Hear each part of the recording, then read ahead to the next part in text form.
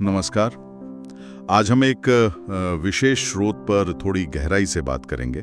प्रेमानंद जी, भक्ति और संघर्ष की गाथा, इसके कुछ अंशों को देखेंगे। हमारा ध्यान रहेगा प्रेमानंद जी महाराज के जीवन के शुरुआती दौर पर, उनके संघर्ष, उनकी आध्यात्मिक यात्रा की शुरुआत कैसे हुई, इस पर। यह सामग्री एक ऐसी कहानी बताती है जिसका बचपन तो कठिनाइयों से भरा था, पर रास्ता भक्ति का चुना गया। हाँ, बिल्कुल। और इस चर्चा का मकसद यही समझना है कि ये स्रोत कैसे दिखाता है कि शुरुआती जीवन की जो मुश्किलें थीं, उन्होंने उनके रास्ते को कैसे आकार दिया। स्रोत के हिसाब से देखें तो दुनिया ने तो तिरस्कार किया, पर आध्यात्मिकता, संतों की संगति, वो उनके लिए एक शरण जैसी बनी। ये देखना दिलचस्प है।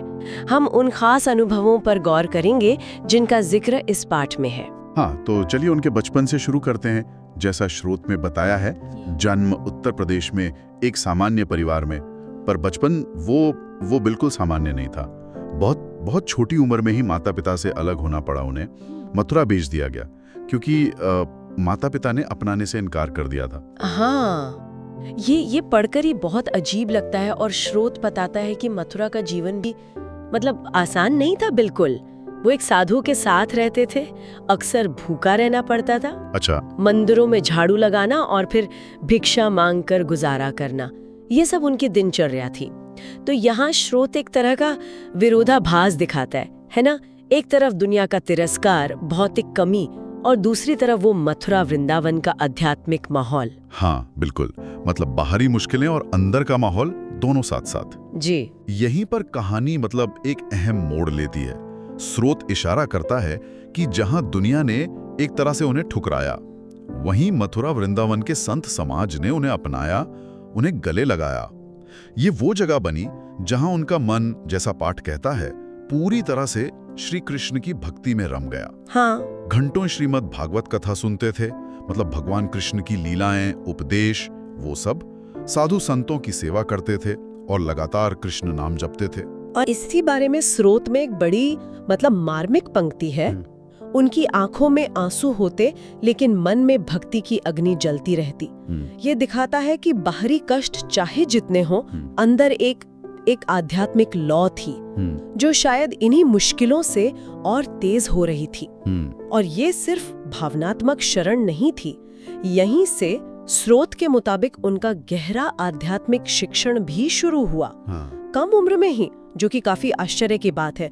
उन्होंने श्रीमद् भागवत और भगवत गीता जैसे ग्रंथों का अध्ययन और मनन करना शुरू कर दिया था। इतनी कम उम्र में इतनी गहराई, ये वाकई सोचने वाली बात है। स्रोत कुछ बताता है कि ये प्रेरणा कहाँ से मिली या इतनी क्षमता कैसे आई? स्रोत सीधे तौर पर तो नहीं कहता कि प्रेरणा कहाँ से आई, पर वो ये इशारा जरूर करता है कि संतों की संगति और भक्ति में जो वो पूरी तरह डूबे हुए थे, शायद वही वो जमीन थी जहां ये ज्ञान पनपा। माहौल और उनका अपना झुकाव, दोनों का मेल रहा होगा, ऐसा लगता है पाठ से। उनका ध्यान बाहरी दुनिया से हटकर पूरी तरह से अंदरूनी और आध्यात्मिक दुनिया पर था। और फिर वो क्षण आता है जब उन्होंने पहली बार मंच से कथा सुनाई। स्रोत कहता है सुनने वाले बिल्कुल मंत्रमुग्ध हो गए।